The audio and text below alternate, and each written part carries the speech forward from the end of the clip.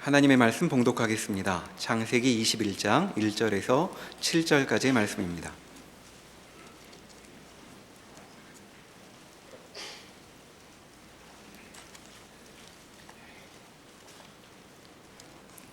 여호와께서 말씀하신 대로 사라를 돌보셨고 여호와께서 말씀하신 대로 사라에게 행하셨으므로 사라가 임신하고 하나님이 말씀하신 시기가 되어 노년의 아브라함에게 아들을 낳으니 아브라함이 그에게 태어난 아들 곧 사라가 자기에게 낳은 아들을 이름하여 이삭이라 하였고 그 아들 이삭이 난 지 8일 만에 그가 하나님이 명령하신 대로 할례를 행하였더라.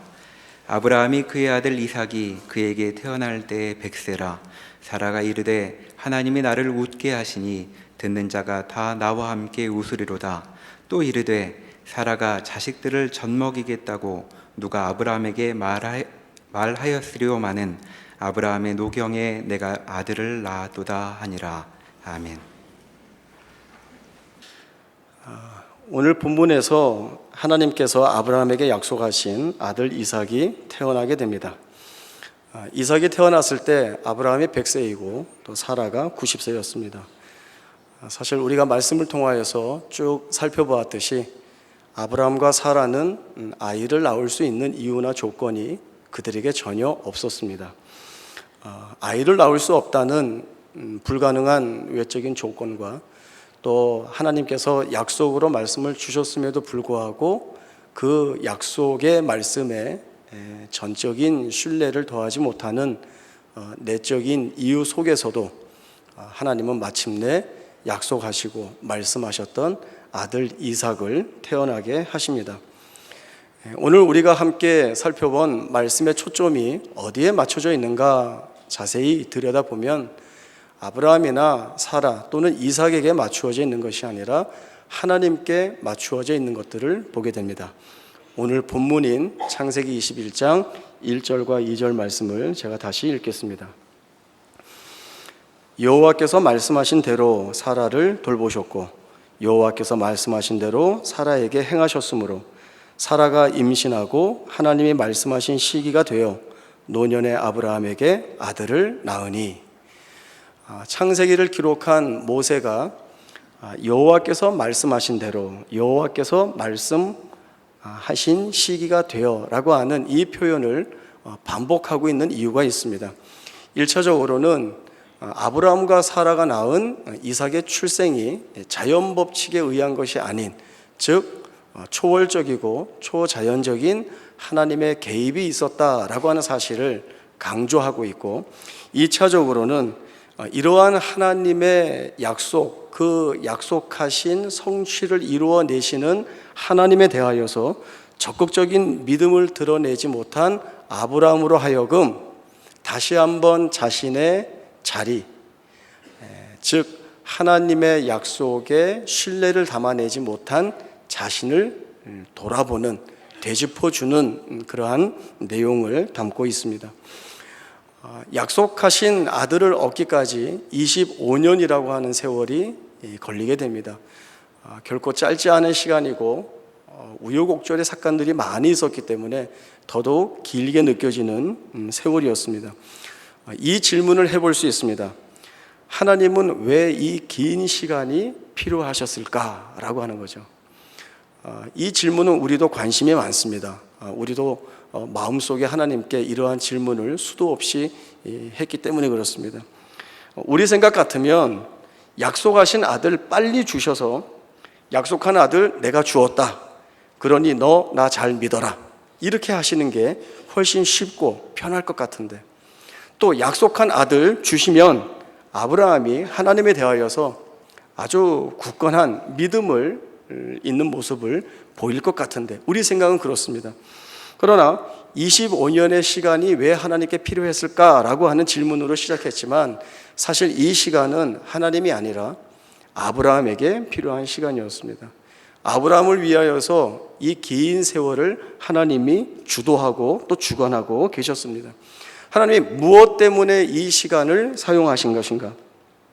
그것은 아브라함으로부터 하나님께서 약속하신 성취는 내가 묶여있는 조건이나 한계와 상관없이 하나님이 이루고야 마시는 일이다라고 하는 이 문제에 항복하도록 만드는 것, 이 항복하게 하기 위한 세월이 이토록 오래 걸리는 것입니다.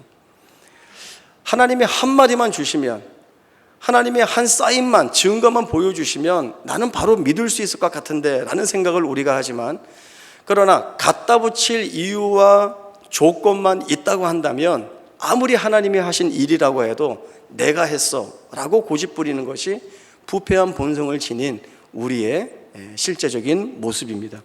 이 내용을 한번 확인해 보겠습니다. 구약성경 사사기 7장 1절과 2절의 말씀을 보겠습니다. 구약성경 371조 사사기 7장 1절과 2절입니다. 여룻바알이라 하는 기드온과 그를 따르는 모든 백성이 일찍이 일어나 하루샘 곁에 진을 쳤고 미디안의 진영은 그들의 북쪽이요 모레산 앞 골짜기에 있었더라. 여호와께서 기드온에게 이르시되 너를 따르는 백성이 너무 많은즉 내가 그들의 손에 미디안 사람을 넘겨주지 아니하리니 이는 이스라엘이 나를 거슬러 스스로 자랑하기를 내 손이 나를 구원하였다 할까 함이니라. 기드온이 사사로서 미디안과 전쟁을 벌이기 위하여서 이스라엘 백성들을 소집합니다. 전쟁에 나갈 사람들을 구별하기 위한 소집입니다. 이렇게 소집된 이스라엘 백성들을 하나님이 보시고 그 인원이 너무 많다 하십니다. 전쟁이라고 하는 것은 누가 더 많은 병력을 보유하고 있는가로 시작합니다. 그 다음에 누가 좋은 무기, 강력한 무기를 가지고 있느냐, 누가 좋은 전술과 전략을 짰느냐, 이것으로 승패가 갈립니다. 아무리 전쟁에 쓸모없는 사람이라 할지라도 한 명이라도 더 끌어모아서 전쟁에 참여시키는 것이 일반적인 일들입니다. 그러나 하나님은 그렇게 하시지 않습니다. 그렇게 하시지 않는 이유를 분명하게 말씀을 주셨습니다. 제가 2절을 조금 짚으면서 좀 읽어보겠습니다. 2절입니다. 여호와께서 기드온에게 이르시되 너를 따르는 백성이 너무 많은즉 내가 그들의 손에 미디안 사람을 넘겨주지 아니하리니 이는 이스라엘이 나를 거슬러 스스로 자랑하기를 내 손이 나를 구원하였다 할까 함이니라. 앞서 말씀드린 내용이죠.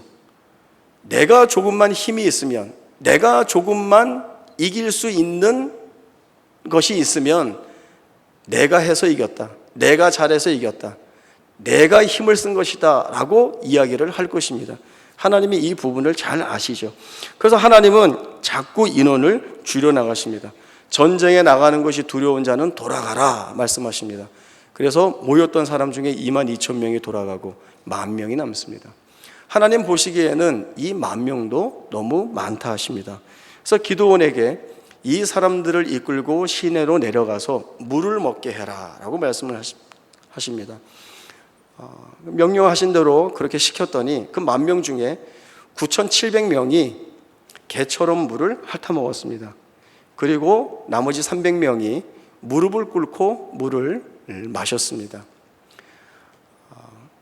하나님이 누구를 택하셨나요? 무릎을 꿇고 물을 마신 300명을 택하셨습니다. 저는 어렸을 때 교회에서 이 300명을 택한 이유가 군인다워서 뽑혔다 이렇게 배웠습니다.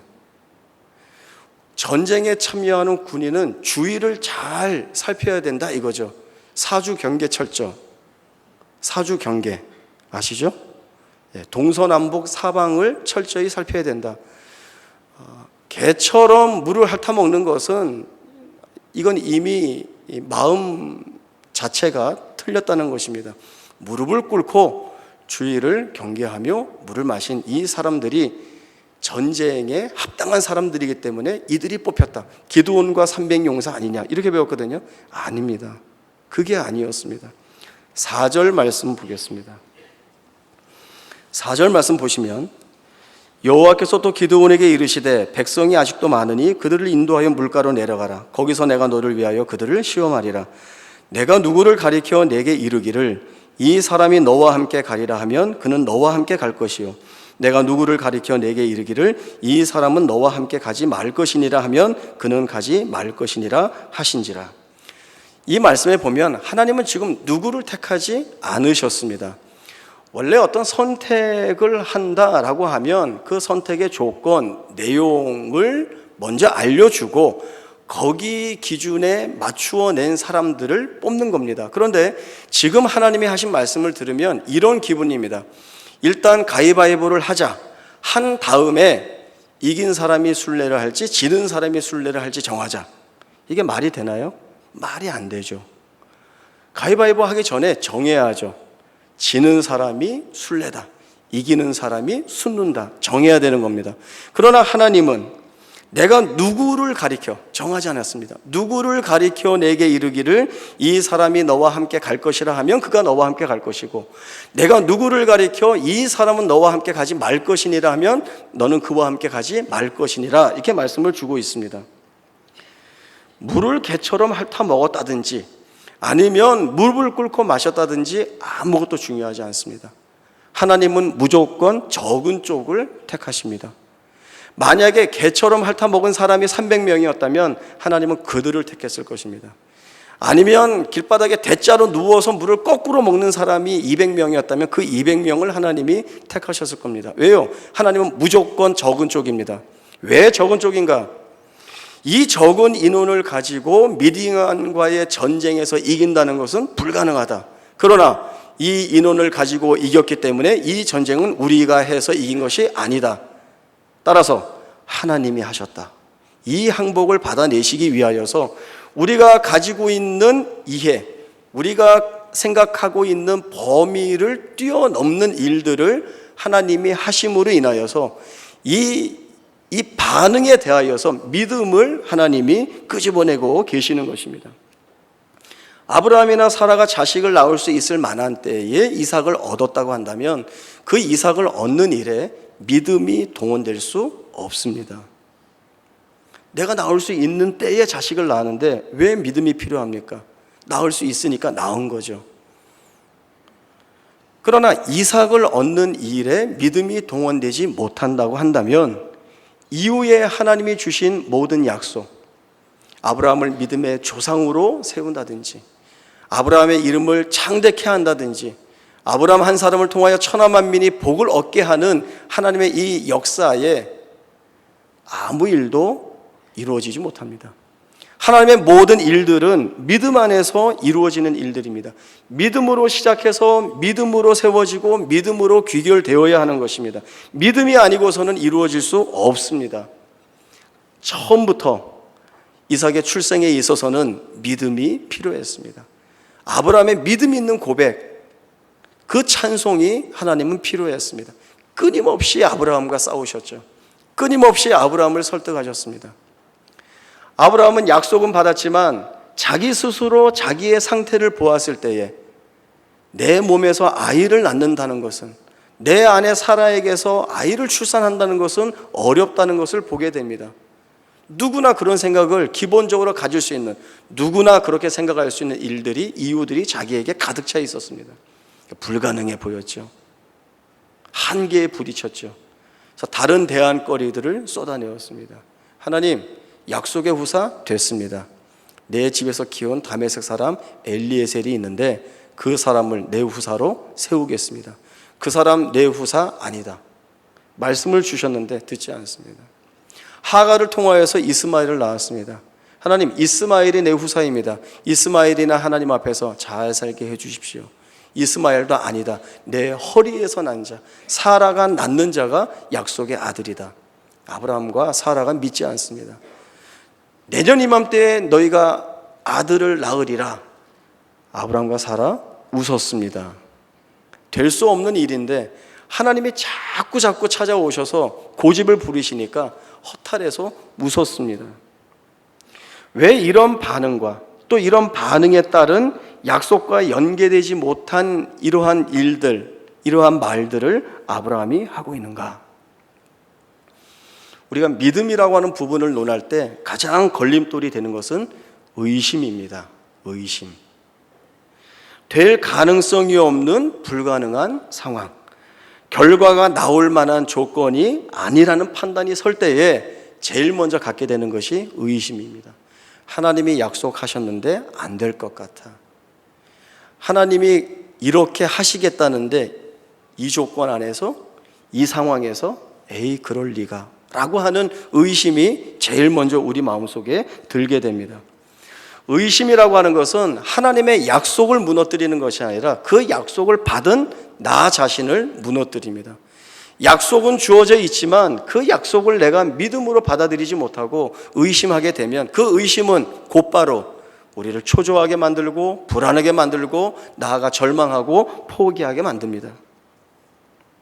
아브라함이 끊임없이 하나님의 이 약속에 대하여 믿음으로 반응하지 못하고 자기의 대안거리를 내놓으면서 그나마 스스로 안위하고 자족하고 있는 모습이 바로 이러한 모습들입니다. 우리가 믿음을 생각하기 위해서는 제일 먼저 하나님의 어떤 분인지를 알아야 합니다. 하나님은 하나님이시기 때문에 그 정하신 뜻과 약속들을 변개치 않고 이루어내시는 분이십니다. 시건치 않으시는 분이시고 정하신 것에 후회하심이 없는 하나님이시기 때문에 그 일을 하실 수 있습니다. 또한 하나님은 말씀으로 세상을 창조하신 하나님이시고 이 세상에 있는 모든 일들, 아무리 사소하고 하찮은 일들이라 할지라도 모든 것들이 하나님의 손에 있는 하나님의 작정과 섭리 안에 있기 때문에 그 하나님의 인도함을 받는다는 사실들을 저희들이 놓치지 않아야 합니다. 우리는 우리가 아는 한계 안에서만 판단하고 이해할 수 있지만 하나님은 불가능이나 제한되는 것이나 한계나 아니면 그 어떤 나쁜 영향력도 받지 않으시는 분이십니다. 우리는 단 한시 앞도 내다볼 수 없지만 하나님은 영원을 다스리시는 분이십니다. 이 하나님이 일하신다는 이 사실에 대하여서 우리가 자기 확신과 잘못된 판단과 고정관념으로 의심으로 저항을 해서는 안 되는 것입니다. 창세기 17장 21절에 보면 내 언약은 내가 내년 이 시기에 사라가 내게 낳을 이삭과 세우리라 말씀하셨고, 또 창세기 18장 10절에서는 내년 이맘때 내가 반드시 내게로 돌아오리니 내 아내 사라에게 아들이 있으리라 말씀을 주셨습니다. 그럼에도 아브라함과 사라는 믿지 않았습니다. 이삭이 태어날 시기도 분명하게 정해 주셨고 그 태어날 아이의 이름까지 지어주셨지만 믿지 않았습니다. 의심과 잘못된 자기 판단에 사로잡힌 아브라함이 이 하나님을 제대로 보지 못하고 있는 것입니다. 믿음이 전제되지 않는 하나님과의 관계란 것은 있을 수 없습니다. 하나님과의 관계는 늘 이 믿음이 작용되어야 합니다. 왜냐하면 우리가 생각하는, 우리가 판단하는 모든 것들을 뛰어넘어서 늘 일하시는 분이 하나님이시기 때문에 그렇습니다. 그래서 하나님은 항상 우리에게 믿음을 요구하십니다. 이 믿음이라고 하는 것은 하나님을 알아가는 과정, 하나님을 이해하는 여정입니다. 그 알아감을 통하여서 하나님은 우리를 하나님을 신뢰하는 자리로 이끌어 내십니다. 하나님이 약속하신 것을 그 어떤 상황 속에서도 우리 같지 않게 우리와 다르게 일하시는 하나님을 우리로 하여금 보게 하고 그 바라본 하나님이 마침내 우리 안에서 확인시켜 주시는 그 하나님의 일하심, 이 앞에 우리가 무릎 꿇고 항복하게 되기를 원하시죠. 거기까지 우리를 붙잡고 놓치지 않고 끌고 가시는 하나님의 열심이 있습니다. 하나님은 어떠한 일을 하든지 그 때를 두고 일을 하십니다. 기한을 정하시고 때가 차야 역사하시는 분이십니다. 하나님이 아브라함에게 100세의 이삭을 주셨습니다. 100세라고 하는 것은 아무렇게나 정한 기한이 아닙니다. 아브라함이 자신이 붙잡고 있었던 자기 확인, 자기 이해, 자기 논리, 자기 고집, 이 모든 것들을 다 무너뜨리고 내가 할 수 있는 것이 아무것도 없다라고 자포자기한 그때에 하나님이 약속하신 아들을 보여주셨을 때 그제서야 하나님이 다 이루어내시는군요 라고 하는 이 고백을 하는 그때가 바로 이때이기 때문에 여기까지 하나님이 일을 끌고 계시는 것입니다. 나 기도했는데 아직 응답받지 못했어, 못한 것이 아니라 하나님이 응답의 때를 보고 계시는 것입니다. 하나님은 왜 나를 위해 일하시지 않지? 나는 안 한다고 생각하지만 하나님은 지금 나를 위해 일하고 계시는 중이신 것입니다. 하나님의 아이 이름을 이삭이라 지으라고 해서 이삭을 낳았을 때 이제 이삭이라고 이름을 붙입니다. 이 이름의 뜻은 우리가 잘 알고 있듯이 웃음입니다. 사실 사라에게 이삭이라고 이름하라라고 하는 것은 사라가 가지고 있었던 믿음 없는 것에 대한 추궁이기도 합니다. 하나님이 아브라함을 찾아오셔서 내년 이맘때에 내가 너에게로 돌아올 텐데 그때 사라가 아들을 낳으리라 이 말씀을 하실 때 사라가 문 뒤에서 이 말을 듣고 웃었습니다. 내가 생리가 끊어졌고 내 몸이 아이를 낳을 수 없는, 내 남편 아브라함이 늙어서 더 이상 아이를 가질 수 없는 이 가운데 있는 내가 어떻게 아이를 낳을 수 있단 말인가? 그 무슨 말씀을 하하하 하고 문 뒤에서 웃은 것이죠. 그 사라의 믿음 없음에 대한 추궁으로 이 이삭이라는 이름이 주어집니다. 사라가 아이를 낳았습니다. 아브라함이 이삭이라고 이름을 붙였습니다. 그리고 사라가 이 고백을 합니다. 하나님이 나를 웃게 하시니, 받았던 때와 다른 고백을 하고 있습니다. 그 고백에는 어떤 의미가 담겨 있는가 하면, 내가 낳은 것이 아니라, 이 아이를 내가 낳은 것이 아니라 하나님이 약속하여 나로 하여금 낳게 하신 그 아이를 정말 낳게 하셨다라고 하는 이 고백이 담긴 것입니다. 그래서 믿음 없음을 추궁하는 그 이름이 이제는 하나님의 약속을 확인하고 그 하나님께 감사하는 찬송의 이름으로 바뀌어 있는 것입니다. 구약 성경 잠언 3장 5절에서 8절까지의 말씀 함께 보겠습니다. 구약 성경 912쪽 잠언 3장 5절에서 8절입니다. 이 말씀은 우리가 한 목소리로 함께 읽어보도록 하겠습니다. 잠언 3장 5절에서 8절입니다. 시작. 너는 마음을 다하여 여호와를 신뢰하고 내 명철을 의지하지 말라. 너는 범사에 그를 인정하라. 그리하면 내 길을 지도하시리라. 스스로 지혜롭게 여기지 말지어다. 여호와를 경외하며 악을 떠날지어다. 이것이 내 몸에 양약이 되어 내 골수를 윤택하게 하리라. 여호와를 신뢰하라 라고 하는 이 솔로몬의 권면은 잠언의 핵심입니다. 5절 말씀에는 신뢰해야 할 대상과 신뢰하지 말아야 할 대상에 대한 내용이 동시에 나옵니다. 하나님을 신뢰해야 하고 자신의 명철을 의지하지 말아야 한다는 권면입니다. 물론 사람이 자신의 생애를 위하여서 어떤 계획을 세우고 또 이를 이루기 위해서 노력하는 것은 틀린 일이 아닙니다. 마땅히 자신의 삶에 대하여 열심과 성실을 다해야 합니다. 그러나 놓치지 않아야 할 것이 있습니다.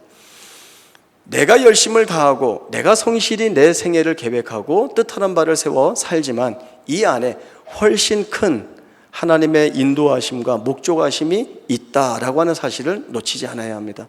그리고 내가 계획을 세우고 뜻을 정하지만 실제적으로 이 길을 이끄시고 인도하시는 분은 하나님이시라는 사실을 고백해야 합니다. 하나님을 배제하고 내 인생을 내가 책임지겠다라고 하면 결국 그 마지막은 어디로 가는가 하면 교만으로 갈 수밖에 없습니다.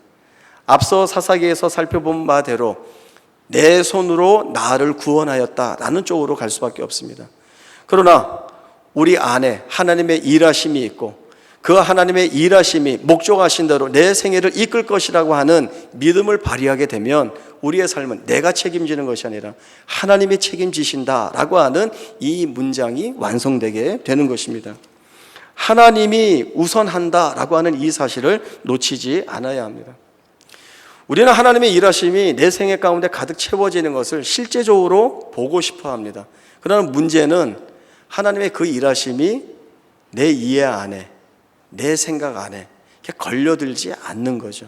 그래서 안 하는 것 같고 나를 버리신 것 같고 나를 외면하신 것 같다는 생각이 늘 듭니다. 레이더라는 게 있습니다. 이 레이더는 어떤 장치인가 하면 전자파를 발사하여서 어떤 사물에 부딪히고 되돌아오게 되면 그 되돌아오는 전자파를 흡수하여서 그 안에서 정보를 추출해내게 됩니다. 그래서 얼마나 멀리 떨어져 있는지, 거리가 얼마나 되는지, 얼마만큼 높이 있는 물건인지, 그 모양은 어떠인지를 다 식별해내는 것이 이 레이더입니다. 레이더 탐지 범위가 대단히 긴 것들이 많이 있습니다. 1000km 이상에 있는 것들도 그것이 무엇인지 식별해낼 수가 있습니다. 이런 것 같습니다. 내가 내 눈으로 어디에 뭐가 있는지 살펴보는 겁니다. 이쪽 방향에는 뭐가 있지? 이쪽 방향에는 뭐가 있지? 저 위에는 뭐가 있지? 내 눈에 보이지 않습니다. 그래서 없다라고 생각을 하죠. 그러나 레이더 안에는, 최첨단 장치인 레이더 안에는 내 눈에 보이지 않는 100km밖에, 500km밖에, 1000km밖에 있는 저 멀리서 있는 물체들이 있다는 것이 식별이 됩니다. 하나님과 나와의 비교를 두면 이런 내용으로 우리가 쉽게 이해할 수 있으리라 생각이 되어집니다. 내 눈에 안 보이니까 없다. 아닙니다. 하나님의 일에는 다릅니다. 내 눈에 보이지 않지만 내가 생각할 때 이 조건에서는 안 돼라고 생각하지만 하나님께만은 아닙니다. 하나님은 어떠한 조건 속에서도 또 어떠한 한계에 걸려 있다 하더라도 그것과 상관없이 하나님만 원하신다면 이루어내시고 완성시키시고 세우실 수 있습니다. 그것이 하나님이십니다. 그리고 하나님이 이 일을 하겠다 우리에게 말씀하시고 단 하나의 유일한 요구 조건, 믿음을 발휘해라 라고 하는 것이죠. 내가 이 일을 하겠다. 너는 믿음을 발휘해라. 하나님이 아브라함에게 요구하시는 것 다른 것 아니었습니다. 내 앞에 행하여 완전하라. 믿음을 보이라는 것입니다. 내가 내년 이맘때에 돌아올 때에 내가 아들을 낳으리라. 아멘. 믿습니다. 바로 이것을 하나님이 요구하셨습니다. 하나님이 우리에게 요구하시는 것도 동일합니다. 다르지 않습니다. 아브라함과 같습니다. 하나님이 일하시는 것에 대하여 믿음을 보여라. 내 판단과 너의 의심 때문에 이 약속을 무너뜨리지 말고 내가 일한다는 사실을 너는 붙잡고 내 앞에 서라. 이것이 하나님이 오늘 우리에게 주시는 요구입니다. 우리가 어떻게 해야 될까요? 내 눈에 보이지 않으니까, 내가 생각할 때 아닌 것 같으니까 버릴까요? 손해입니다. 그렇게 하지 마십시오. 하나님이 일하시고 하나님이 역사하시고 하나님이 지금 우리 앞에 서 계십니다. 우리와 함께 하시기를 원하시고 그 하나님의 일하심이 내 생애를 완전히 바꾸어내기를 원하고 계십니다. 하나님이 이러한 인생의 주인으로서 나를 찾아오고 계시다는 것, 비록 우리의 눈에 의심과 불안과 두려움의 내용으로 가득 차 있다 할지라도 여기를 뚫고 나오셔서 마침내 이루시고자 하시는 일들을 이루어내시는 하나님의 그 하나님 되심의 일하심이 우리 생애에 쏟아부어지고 있다는 이 사실을 아멘으로 믿고, 그래서 아브라함과 같은 복된 생애로서 주 앞에 서는 우리 모두의 생애가 되기를 주님의 이름으로 축원을 드립니다. 기도하겠습니다. 하나님 아버지 은혜를 감사합니다. 하나님, 우리가 연약하고 무지하여서 하나님의 일하심이 늘 우리의 삶 가운데 떨어지지 않고 가득 채워져 있음에도 불구하고 이 조건에서, 이 상황 속에서 불가능하고 한계가 있다라고 하는 자포자기하는 절망적인 마음을 가질 때가 얼마나 많이 있는지 모릅니다. 오늘 말씀을 통하여서 우리 눈에 보이지 않지만 의심의 구름을 걷어내고 하나님이 일하신다라고 하는 이 사실에 믿음을 발휘하여 하나님만을 붙잡고 나아가겠다는 귀한 다짐들을 주 앞에 올리는 우리의 고백이 되게 하여 주옵소서. 하나님의 일하심이 내 생애를 변화시킨다는 이 사실을 믿고 담대히 우리의 현실과 우리의 삶 앞에 나아가는 우리 모두가 되게 하여 주옵소서. 거룩하신 예수님의 이름으로 기도하옵나이다. 아멘.